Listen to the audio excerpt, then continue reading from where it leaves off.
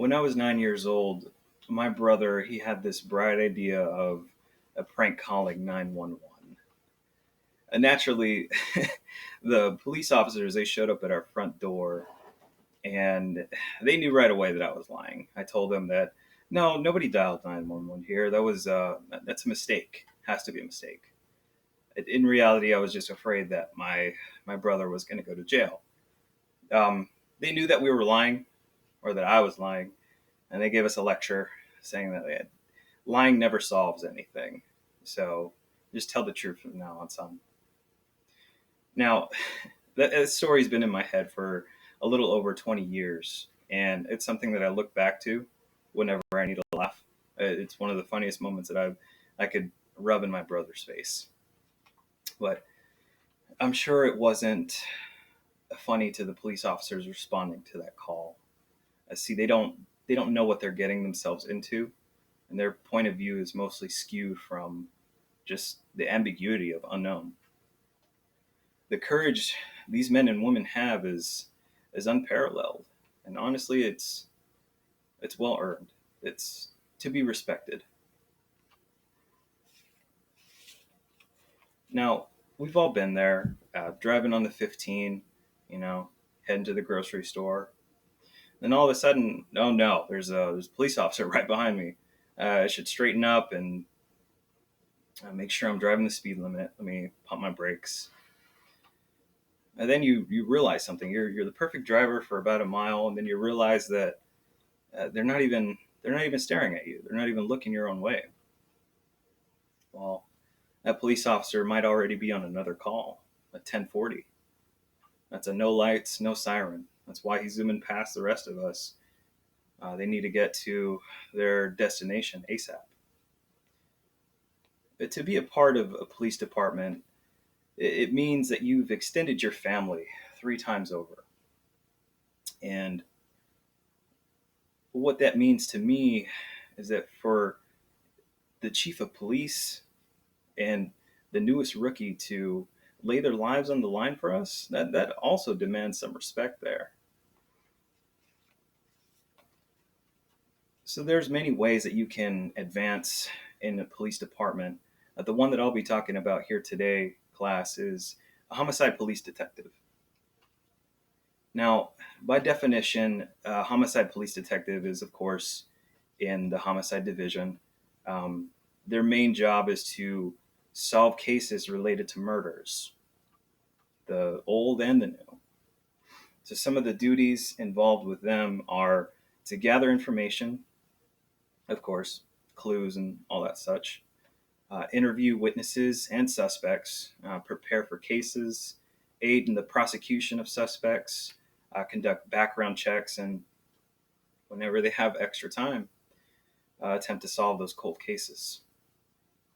Some of the skills that you'd be required as a homicide police detective involve recalling information on a whim, public speaking, of course, organization, definitely, and to be a critical thinker. Um, you have to think outside the box. You cannot be judgmental. There is no skipping the investigative process. The salary for a homicide police detective starting off is about 55,000 to 110,000 a year, which is pretty good in my opinion. So once you're a detective, that means that you've excuse me, already passed um, six ranks or so. So you start off as a police officer one, fresh out of the academy. You're known as the rookie. You go on to two, then three, then four, then five. Some police departments have a different hierarchy. After 5 or so years, you become eligible to be a detective. Um, Once you've hit detective, you have a pretty good chance to advance to lieutenant. And once you've made lieutenant, you're in charge of the rest of your department. As far as employment goes, every city has a police department, and every police department has a homicide division. There's no drawbacks there. Education, you may be required to have a bachelor's degree. It does look more better on you as far as advancement goes. You do need a high school diploma and to be post certified, which is the Peace Officer Standards Test. Some advantages of the job include weekends off. You must be physically active and maintain your physical standards as well as body fat standards. Um, Again, I've mentioned before being able to advance rather quickly as long as you show the moxie and dedication and the initiative. Some fringe benefits include a weapon loan from the city. They allow you to take out money from the city's treasury and purchase a firearm. Of course, you will have to pay it back, but to be able to purchase your own firearm right out and be of service to your community is, I think, it's a very, very sweet gig. Disadvantages to the job, of course, include those crazy hours that I'm sure you're all familiar with. You're on call day or night, 24/7. You must have that mental capacity to endure seeing death, from kids to adults to the elderly. Uh, you know, Advancement opportunities are there. They are highly competitive, though. It usually requires a step down from those that have already made that position. The best parts of the job, in my opinion, are to provide those that have met with a terrible fate a voice. And that voice will be heard since we do uphold the law. It gives the family closure and it builds community relations. The worst parts of the job, no job comes without its drawbacks or its negatives. You're subjected to violent crimes, and again, those affecting people of all ages.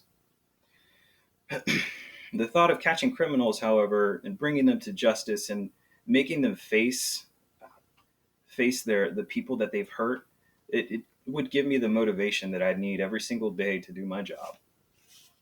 I'm 100% interested in becoming a homicide police detective.